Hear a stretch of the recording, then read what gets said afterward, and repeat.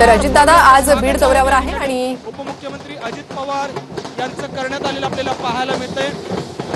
अजित पवार आज बीडच्या दौऱ्यावर आहे आणि या दरम्यानच कार्यकर्त्यांकडून अजित पवारांचं जल्लोषात स्वागत करण्यात येतं। महत्त्वाची बैठक अजितदादांच्या उपस्थितीत आज होणार आहे। तर क्रेननं हार घालून अजित पवारांचं जोरदार स्वागत या ठिकाणी करण्यात येतं। आपण पाहतोय जोरदार जल्लोषात स्वागत जे आहे ते या ठिकाणी करण्यात आलेलं आपल्याला पाहायला मिळतंय। खरं तर अजित पवारांचा आज दिवसभर बीड जिल्ह्याचा दौरा आहे आणि या ठिकाणी वेगवेगळ्या बैठकांना देखील अजित पवार उपस्थिती लावणार आहेत। खरं तर यामध्ये सर्वात महत्त्वाची गोष्ट म्हणजे धनंजय मुंडे या दौऱ्यामध्ये नसणार आहेत, कारण तब्येतीच्या कारणास्तव ते या ठिकाणी आज येऊ शकले नाही, त्याबद्दलचं ट्विट देखील त्यांनी केलेलं आहे। आता दुसरीकडे अजित पवार बीड जिल्ह्याचे पालकमंत्री आहेत, त्याचबरोबर उपमुख्यमंत्री आहेत आणि युवा संवाद मेळाव्याला अजित पवार जे आहेत त्या ठिकाणी बीडमध्ये दाखल झाले आपल्याला पाहायला मिळत आहेत।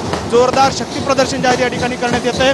भव्य असं स्वागत उपमुख्यमंत्री अजित पवार यांचं या ठिकाणी करण्यात आले आपल्याला पाहायला मिळतं। आपण पाहतोय उपमुख्यमंत्री अजित पवार जे आहेत या ठिकाणी यशवंतराव चव्हाण नाट्यगृहामध्ये कार्यकर्त्यांना संबोधित करणार आहेत। भव्य असं शक्ती प्रदर्शन या कार्यकर्त्यांकडून झालेलं आपल्याला पाहायला मिळत आहे। नक्कीच।